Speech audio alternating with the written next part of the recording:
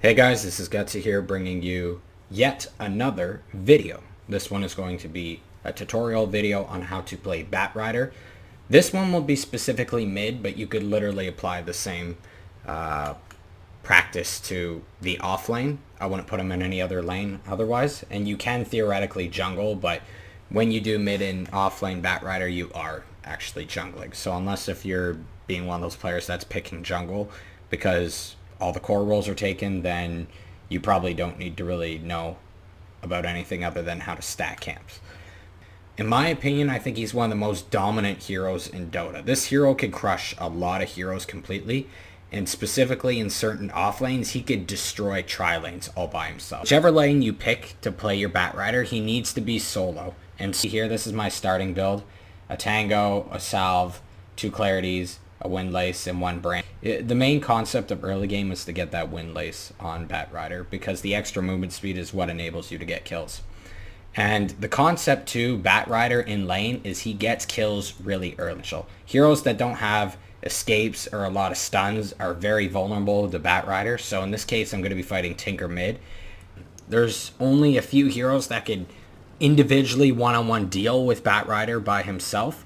Heroes like Juggernaut with spell immunity, or Lifestealer, or Legion Commander to get rid of the sticky napalms.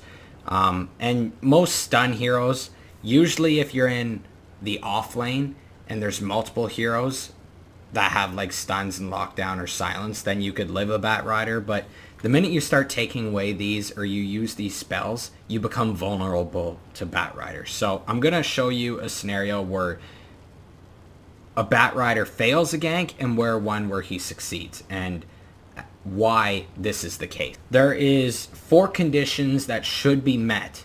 Technically 3, but 4 conditions that need to be met in order for you to get a kill on Batrider. So the first one is you need to have 3 sticky napalm stacks.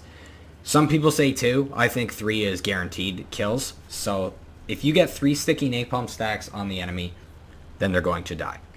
Okay? The second one is boots. You should have boots on your hero. Notice how I'm going for a kill here and I don't have boots, but there's other reasons why it doesn't happen, which I'm going to explain. The third reason is because you want to be right close to them before you engage in a kill. So the difference between me starting my Firefly here and here is a whole 2 seconds. It's a big deal. You want as much time as you can to burn on top of him because he's going to be running under his tower and you need to freaking kill him. The other 4th condition is basically you want to make sure that you're in a good scenario to begin the gank. So preferably if they've used their abilities already. He has used his March, but he still has room for laser and level 2. And also, like if you're fighting a stun hero or something, or a silence like Drow, you want to make sure they use those first before you go on the kill, and so that they're on cooldown. The other condition of being in good standing, so let's just say 5, there's 5 rules, is that you want, when you're in good standing, like you need to have good HP and mana. So my mana here, I have a pot, but it's pretty low. You usually don't want to have too low of mana. And your HP you pretty much want it perfect. This is okay. It could be a little better. Not sure. But anyways, we're going to see this. This is going to be a failed gank, and you'll understand why. I'll kind of break it down as it's happening. I should actually slow it down a bit. So he's at 4 stacks, but notice how I still haven't hit him till right about there. Look at that duration of Firefly that got completely wasted. Pretty much half my Firefly got wasted. And by the time I hit him with it, like I could have made a bunch of paths over here so when he's turning and trying to juke, he'd no matter what walk into fire and die. Whereas now there's going to be less fire because I'm too low on HP. He's going to blind me with lasers so that my auto attacks can't hit him. And it's just too risky for me to continue this. I could probably still get the kill, but I'm going to die in the process. So instead I choose to live and not die, but at the same time I don't get the kill, which puts me slightly behind. Yeah, so I'll play this out. There he goes. He blinds me. So I can't auto attack. Notice how I never even auto attacked him there. I think I might have did 1. But a lot of people, they just run over and burn. But you have to remember, you could get an auto attacks. You're usually a little bit faster than them. And they add up. Auto attacks with sticky napalm do a lot of damage. So you want to make sure you get those auto attacks in too. In this case, I didn't have any. So there was a lot. Pretty much everything went wrong except for my sticky napalm stack amount. I did everything else wrong. I pop a salve under tower after his auto attack so that I live. And I managed to live this one, but notice how he just walks away from the fire and he's good to go. So here is gank number 2. Now we're going to see the conditions met. There's a different scenario in this. I still don't have boots, which is bad, but I have level up in my skills, so they're a lot stronger. So first off, I do have my 3 sticky napalm stacks. Now I'm going to play this and slow it down a bit, so we'll see. Notice how I don't click Firefly till I'm right on top of him this time. So that is now correct. My HP and mana, I have better mana. My HP is pretty much the same as last time. Also, he's used both rockets and march already. So the only thing he has left saving him is laser. So we'll see how this plays out. I'm going to do it nice and slow so you see. There's 4 stacks. Notice how I auto-attacked him. Then I keep moving forward. I auto-attack. There's room for another stack, but I already know he's dead. It's also important to note he was out of position. Both times I went for the kills, he was on my ramp. And some people are really smart and they're just going to TP out. And usually with 3 stacks, they'll be able to TP out. Because that kill, I now have boots. Tinker's definitely in big danger zone now. This is gank attempt number 3. This one is also successful. There's a few things to note.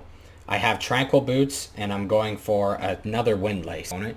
And when your tranquil boots get basically broken, the extra wind lace gives you basically the extra movement speed that you would have lost if it was broken. There's another thing here. I didn't level my ultimate. Now the reason why I didn't do this is because my damage output of my ganks is usually good enough that even if they TP, I won't need my flaming lasso. But there's certain heroes that are going to be tanky. You need the lasso to cancel teleport. Not only that, he's used both his spells. I have good HP, good mana. So he's pretty much in dead zone. We're going to see this play out.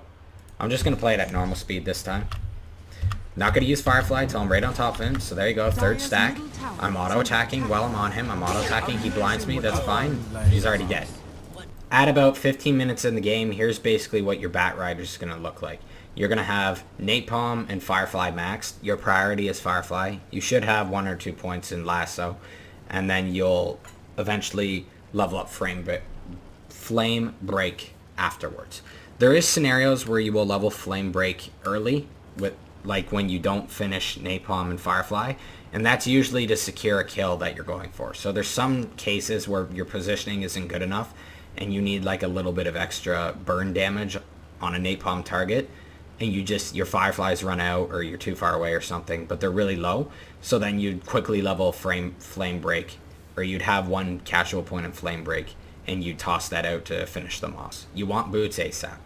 Then you want to get your 2nd wind lace so you have that extra movement speed. Then I like to get my magic wand because it's just good when they're clicking abilities to try and survive your ganks. After that, I'll get an infused raindrop because especially against heroes like Tinker, it really helps to not eat up so much magic damage. And the minute that's done, you want to farm up your blink dagger and then your force staff. Those are basically all you need on Batrider, and you can get those pretty much within 20 minutes, as you see. To get these items quick though, you need to stack. Batrider's a hero where stacking is an absolute must. So, like with my Meepo and TA videos, when the lane's pushed out and they're stacking Ancients and Creeps, same thing with Batrider. You only need about 2 points in Firefly and 2 in Napalm to farm stacks in the jungle efficiently. There's efficient ways of stacking 2 camps at once where you can use Firefly and attack another one, but I just want to show you the general concept of stacking camps. So as you can see, I pulled them outside of the box at the time 53-54. Then what I'm going to do is I'm going to do 3 Napalms is what I like to do. You could do less. You could do 1 or 2 technically. You walk over them, you Firefly, and unfortunately Jug farmed all my camps. So what I should have did is gone mid and farmed this wave.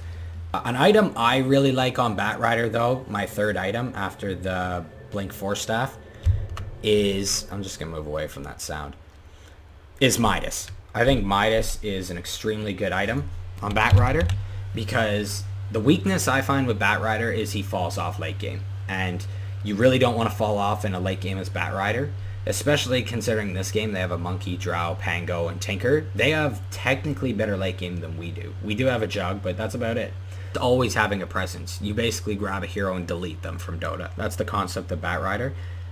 And with the cooldown reduction on his talent tree and stuff, like going Midas is just a no-brainer. It gives you so much extra gold. You could get refreshers, your BKBs, your Octarine cores if you really want short cooldown ults. What I'm going to show you here is a unique trick. You could do it anywhere on the map technically, but it's using the terrain to your advantage so that you get kind of like a little bit of vision. So mid lane, if the mid tower's here, or let's say I'm on the Radiant and I'm pushing Dire, okay? I could like firefly into these trees right here in the middle of your screen, and it'll give me vision around here so I could kind of see around their tower, and I could blink in and force staff them back to my team. Because that's the whole concept of Batrider. You blink in, you grab someone, you force them back into your team while still casting Napalm, Flame Break, stuff like that. So I'm going to show you that right here in this high ground push. So here I go, fireflying. Notice I'm going over. It's really difficult for the enemies to see this, okay? I'm going to slow it down a bit. So Juggernaut's going in, but notice how I jumped in from the south. I'm pulling Drow back. Lion's going to pop his dust, so we now have vision. Look, Drow's in an absolutely horrible position. Jug is also, but me and Lion ourselves could screw this Drow over. The turn rate on her from our Napalm, my Napalm is too much. Make sure to do that whenever you have Blink Force Staff. Do that all over the map. For over here, you could cut in the sides, and you could jump into a tower like this. You know, same thing with the side. You come up here. It's a little more dangerous up here, but jump over. You could do it over here and jump in like that. Tier 1s, you could kind of go over here and then jump in, assuming that they still have tier 1s when you do this. But that's the general gist of Batrider. So to conclude this video, it's not really that important, but you'll see my use of Refresher that I was talking about earlier. So I used the one lasso. I used Refresher to get that force, but then I used another lasso just to continuously hold him. And in case if you didn't see what I said for the talent tree, or hinted at, I go Spell Amp, Flame Break, Burn Duration, then I go 15% cool reduction, and then what I do is I do Firefly Duration. So pretty much the entire right side of the talent tree is what I level up.